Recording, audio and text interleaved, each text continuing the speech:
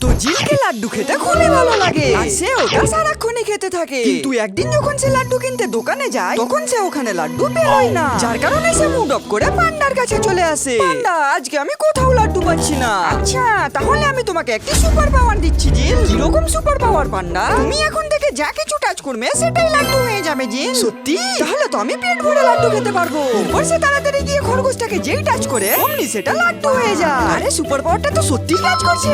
এবার সে তাড়াতাড়ি ভিন্ন ভিন্ন জিনিস টাচ করে সেগুলিকে লাড্ডু বানিয়ে দেয় এবং মজা নিয়ে খেতে থাকে। আর লাড্ডু খেয়ে এবার তাকে অনেক টেস্টা লাগে, যার কারণে সে জল খেতেই যাচ্ছিল অমনি সেখানে একটি ডাব দেখতে পায়। আর তখন জিল ভাবে সে এখন ডাবের জল খাবে, কিন্তু সে ওটাকে যেই টাচ করে অমনি সেটাও লাড্ডু হয়ে যায়। আরে এটাও তো লাড্ডু হয়ে গেল, তাহলে আমি এখন জল খাবো কিভাবে? তুমি আর কখনোই জল খেতে পারবে না জি। আর এটা শুনে জিল টেনশনে পড়ে যায়। এবার একটু পরে বাবা দেখে আরে আমার ডাবটা কোথায় গেল। আর ডাব খুঁজতে গিয়ে বাবা জিলকে দেখে ফেলে। আরে জিল, তুই লাড্ডু নিয়ে ঘুরছিস কেন? কেন না আমি যা কিছু টাচ করছি সেটাই লাড্ডু হয়ে যাচ্ছে বাবা। আচ্ছা, তাহলে কি তুই আমার ডাবটাকেও লাড্ডু বানিয়েছিস? হ্যাঁ বাবা। কি? এবার তো তুই শেষ।